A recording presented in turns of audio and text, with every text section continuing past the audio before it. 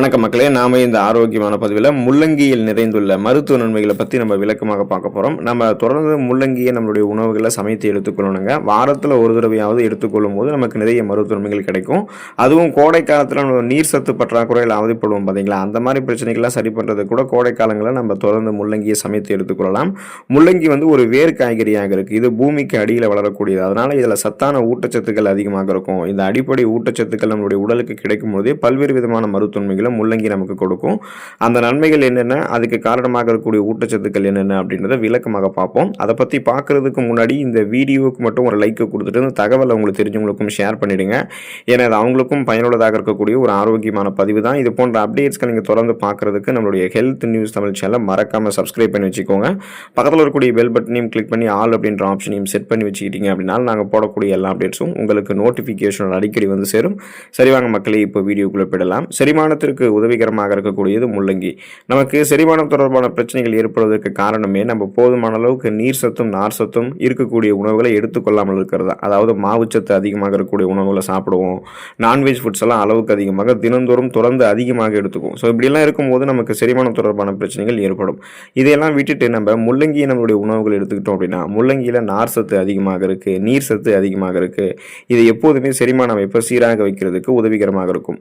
முள்ளங்கி அடிக்கடி உணவுகளை சமைத்து நம்ம சேர்த்துட்டு வந்தோம் அப்படின்னா அதில் இருக்கக்கூடிய அதிகப்படியான ஃபைபர் என்று சொல்லக்கூடிய நார் சத்து செரிமானத்தினுடைய செயல்பாட்டை மேம்படுத்தி எந்த விதமான செரிமானம் தொடர்பான பிரச்சனையாக இருந்தாலும் அதை வந்து நமக்கு குணப்படுத்திடும், மீண்டும் வராமல் தடுக்கும். மேலும் பித்த நீர் உற்பத்தியை நமக்கு வந்து நம்ம எடுத்துக்கொள்ளக்கூடிய முள்ளங்கி சீராக்கும். இதனால கல்லீரல் மற்றும் பித்தப்பையை கூட பாதுகாக்கும்.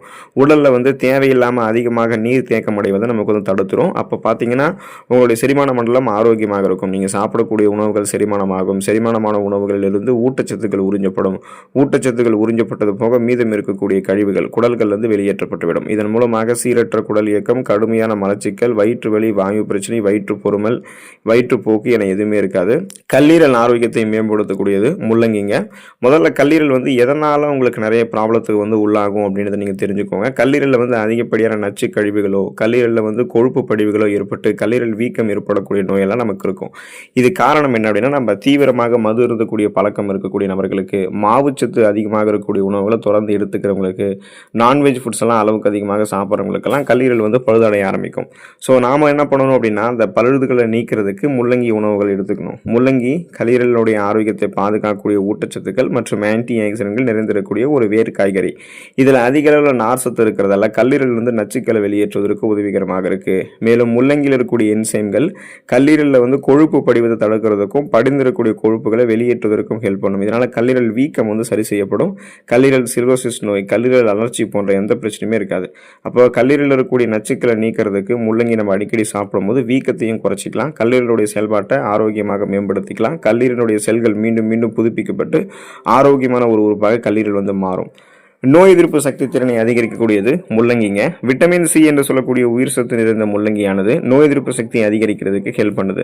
ஸோ நாம் எடுத்துக்கொள்ளக்கூடிய ஆன்டி ஆக்சிடென்ட்களானது நமக்கு வந்து பார்த்தீங்கன்னா இந்த முள்ளங்கியிலிருந்து கிடைக்குது. ஸோ உடலுக்கு தீங்கு விளைவிக்கக்கூடிய ஃப்ரீ ரேடிக்கல்ஸ் என்று சொல்லக்கூடிய தீங்கு விளைவிக்கக்கூடிய அந்த செல் பரவல்களுடைய சேதத்தை வந்து தடுக்கிறதுக்கு வந்து பார்த்தீங்கன்னா அதாவது தீங்கு விளைவிக்கக்கூடிய செல்கள் நம்மளுடைய உடம்புல பரவாமல் தடுக்கிறதுக்கு, சேதங்களை ஏற்படுத்துறத முன்னாடியே தடுக்கிறதுக்கு எல்லாமே இம்யூன் பவர் நமக்கு வேணும். ஸோ அதை வந்து பார்த்தீங்கன்னா முள்ளங்கி நமக்கு வந்து கொடுக்கும். இதனால் தொற்று நோய்களை எதிர்த்து போராடுவதற்கு முள்ளங்கி உதவிகரமாக இருக்கும். முள்ளங்கி அடிக்கடி நம்ம சமைத்து சாப்பிட்டு வந்தோம் அப்படின்னா அது நெஞ்சில் தீங்கிருக்கக்கூடிய சளியை முறித்து உடனடி நிவாரணத்தை நமக்கு தருவதோட உடலினுடைய நோய் எதிர்ப்பு சக்தியுமே நமக்கு அதிகரிக்க செய்யும். அந்த நோய் எதிர்ப்பு சக்தி இம்யூன் பவர் இன்க்ரீஸ் ஆகும்போது நமக்கு இருக்கக்கூடிய சாதாரணமான நோய்களான சளி, காய்ச்சல், இருமல், தலைவலி இந்த மாதிரி பிரச்சனைகள் எல்லாத்தையுமே நம்ம குணப்படுத்திக் கொள்ளலாம். சீசனலாக புதுசாக அட்டாக் ஆகக்கூடிய பாக்டீரியா, வைரஸ் போன்ற பருவகால தொற்று வியாதிகளுமே நம்ம வராமல் தடுத்துக் கொள்ளலாம். ஸோ இம்யூன் சிஸ்டமே நமக்கு வந்து ஸ்ட்ராங் ஆகிடும். நம்முடைய உடல் எடையை எந்த விதமான பக்க விளைவுகளும் இல்லாமல் ஆரோக்கியமான முறையில் குறைக்கிறதுக்கு முள்ளங்கி வந்து ஹெல்ப் பண்ணும். ஏன்னா நம்ம வெயிட் லாஸ் பண்ணணும் அப்படின்னாலே அதிக கலோரிகள் நிறைந்திருக்கக்கூடிய உணவுகள் எல்லாம் எடுத்துக்கொள்ளக்கூடாது. குறைந்த கலோரிகள் இருக்கக்கூடிய உணவுகள் எடுத்துக்கொண்டு பசியை கட்டுப்படுத்தி தான் வெயிட் லாஸ் வந்து பண்ணணும். அப்படி பார்த்தீங்கன்னா முள்ளங்கியில் கலோரிகள் வந்து குறைவாக இருக்குது, நார் சத்து அதிகமாக இருக்குது. எனவே நீங்கள் இந்த முள்ளங்கி அடிக்கடி உங்களுடைய உணவுகளில் சமைத்து எடுத்துக்கொண்டீங்க அப்படின்னா உடல் எடை விரைவில் குறையும். முள்ளங்கியில் இருக்கக்கூடிய அதிக நீர் மற்றும் நார் சத்து வயிற்றை நீண்ட நேரம் வந்து உங்களுக்கு நிறைவாக வைத்திருக்கும். ஸோ ஃபுல்ஃபில்லாக உங்களை வந்து உணர வைக்கிறதால நீங்கள் சாப்பிடக்கூடிய உணவுகள் வந்து பார்த்தீங்கன்னா, இந்த முள்ளங்கியே வந்து உங்களுக்கு கண்ட்ரோல் பண்ணிடும். ஸோ, அதனால இதில நார் சத்து இருக்குங்க இல்லையா? இது பசியை கண்ட்ரோல் பண்ணி ஏற்கனவே உங்களுடைய உடல்ல தேங்கி இருக்கக்கூடிய அதிகப்படியான கொழுப்புகளை கரைத்து உங்களுக்கு வேண்டிய ஆற்றலாக மாத்தி கொடுத்துரும். அதாவது கொலஸ்ட்ரால்ஸை எனர்ஜியா கன்வெர்ட் பண்ணி எரிச்சிறதால, ஆங்காங்கே உங்களுடைய உடல்ல தேங்கி இருக்கக்கூடிய தேவையில்லாத கொழுப்புகள், தொப்பை போன்ற அமைப்புகள் எல்லாமே உங்களுக்கு வந்து குறைக்கப்படும். அதுவும் பக்க விளைவுகளை எல்லாமே குறைச்சிக் கொள்ளலாம். ஸோ, அதனால பார்த்தீங்கன்னா, பசியை கண்ட்ரோல் பண்ணி வெயிட் லாஸ் பண்ணுறதுக்கு ஒரு பெஸ்ட் ஃபுட்ட தேடிக்கிட்டு இருக்கீங்கன்னா, உங்க டயட்ல நீங்க முள்ளங்கிய வந்து ஆட் பண்ணிக்கலாம். வெயிட் லாஸ் வந்து உங்களுக்கு சாத்தியப்படும். தொடர்ந்து இந்த மாரி நிறைய மருத்துவமைகள நீங்க முள்ளங்கி எடுத்துக்கொண்டு பெறலாம். உடல்நலத்தை பாதுகாத்துக் கொள்ளுங்கள். அடுத்த ஆரோக்கியமான பதிவில மறக்காம சந்திப்போம். நன்றி மக்களே!